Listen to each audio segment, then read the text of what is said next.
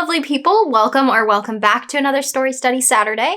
I'm Sammi, and I'm a writer who likes to help other writers become better writers. This week I'm going to talk to you about a book that has been on my radar because the cover is gorgeous, which is The Lost Apothecary. So The Lost Apothecary is a story that follows three women in two separate timelines from their perspectives. Nella is an apothecary from the late 1700s. She is helping women solve their problems, whether they are health problems or man problems. She has doled out poisons to help women solve their problems. And in a time where poisoning someone was not a common form of murder, people didn't often question it, and the women who she was helping would often get whatever kind of emotional closure that they needed. She ends up meeting Eliza, a 12-year-old girl who is sent on a task by her mistress to get a poison that will take care of the master of her house. Eliza is sparked by curiosity and ends up hanging out more often with Nella, even though that is not necessarily what Nella wants for a kind, confident 12-year-old girl to be doing. In the present day timeline, we follow Caroline,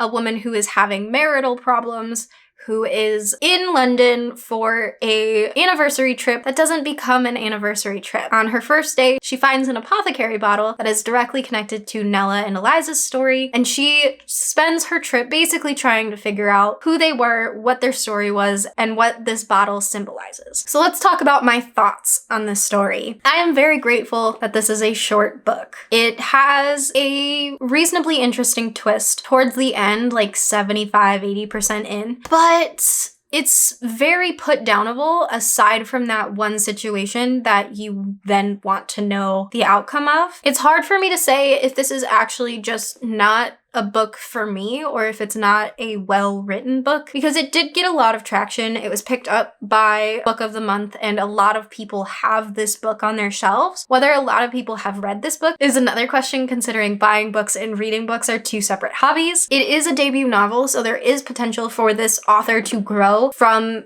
where this story is at in the writing style of this story, so that is really great to know. It's not like their 10th book and it's just meh, you know? I do have some things that I think could be improved in the way that the story was written, though. It felt like the characters were not fully fleshed out, so I think by making the characters more multifaceted and smarter, that would make the story a little bit more engaging. It felt like every character, besides Eliza, wanted to be a mother, and that was what made them the way that they are. Everybody just wants to be a mother, which for me is not a good character trait. It's not something that I think is in-depth enough to build a whole person's personality out of, and it isn't an interesting choice, especially if 90% of the female characters that you interact with have that in common. And I think because all of the characters had that in common, a lot of the dialogue felt really boring and expositional. A lot of the things we could have just guessed by hearing the internal monologue of that character, but because it needed to be expressed to another character, we got to hear it multiple times, which just felt redundant and unnecessary and expositional and boring. So I definitely think keeping some secrets would have been more interesting. Having the answers appear when other characters found them out, and having them just sort of motivate the characters when we're in their perspective, rather than having the characters think about the things that are motivating them without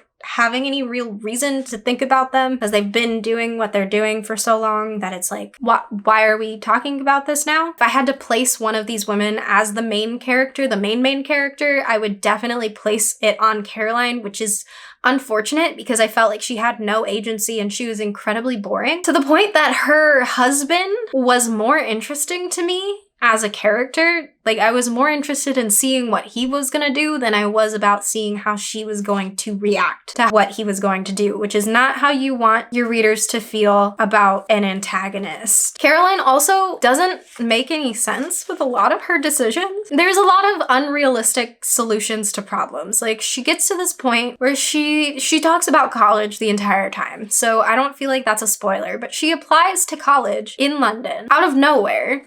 Like, graduate schools aren't just open for applications like that all the time, and to just do it overnight one night doesn't really make sense. And then to assume that you get in is another thing. The reason why she wanted to get into college was based off of this apothecary bottle that sparked her interest, but she didn't feel the need to hold on to it, which just doesn't make any sense because it it's the kind of thing that someone would want to hold on to. You don't need many souvenirs. You don't need many like objects to hold on to, but it's not necessarily like cathartic to get rid of the thing that sparked your interest in changing from who you were to who you want to be. So I think it would make more sense for her to have held on to it for like a strength of like, I have this apothecary bottle. This apothecary bottle told me who I want to be. And if I lose sight of where I'm trying to go, I can look at the apothecary bottle and be like, you know what? This is not who I want to be. And then you have that tangible thing. Like even from a writing perspective, I would keep the bottle. Because if she wants to use the bottle as her inspiration for a thesis, then she should keep the bottle for school that she assumes she got into, but she got rid of the bottle. And I don't get it. I don't understand. There's no motivation behind it. There's so much motivation to keep the bottle that by getting rid of it, I have so many more questions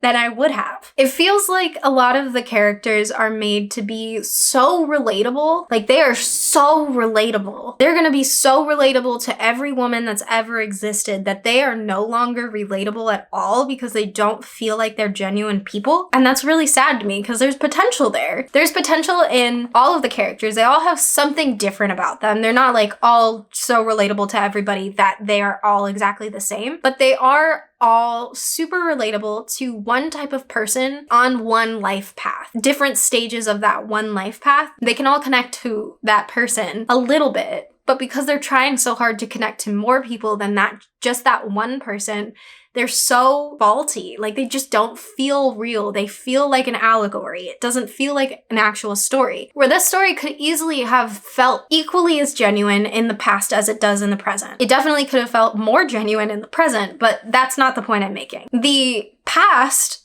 feels like an allegory. It doesn't feel like it's something that actually happened, but we're going from the perspective of the people who were there. We're not looking at it from a historian's perspective. We're looking at it from the present day in the 1700s. So by not making it feel genuine, it feels more like a lesson that needs to be taught, but there's nothing that is being learned. So it's really confusing. And it's like there's no motive there. So what can writers learn from this book? I think that The Lost Apothecary is an okay example of parallel timelines, where two separate stories are happening at two different times, and they're both going linearly forward, because that's what we see through Caroline's time frame and Nella and Eliza's time frame. I think that there are better examples, but I definitely think it's an okay example. Like they're doing it. The book does it. It's not the most effective, but it definitely does it. So if you're looking for an easily accessible book that has that, I would say this book is pretty much everywhere. So it shouldn't be that hard to get your hands on. I would also say this is a good example of what not to do when you're trying to make your characters relatable, and what to look for when you think your characters may be a little too relatable, because there are signs that it's like,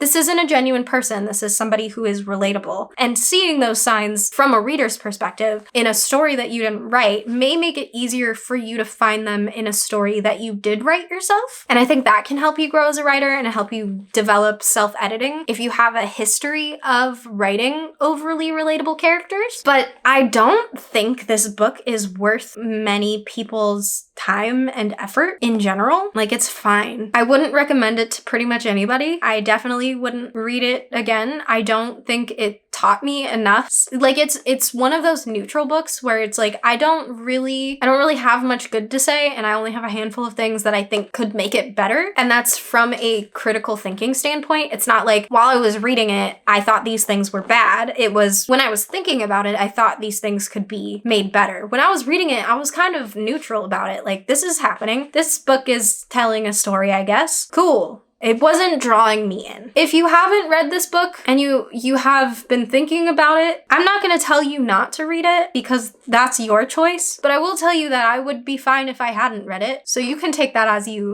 stand. That's all I've got for you today. So I'll see you on Tuesday for a Writing Tip Tuesday, and that will definitely provide some more that you can learn rather than this book did. But if you enjoyed this video, hit that like button, and if you don't want to miss any of my uploads, hit the subscribe button and the notification bell. I'm here on Tuesdays and Saturdays for Writing Tip Tuesdays and Story Study Saturdays, so I will see you on Tuesday.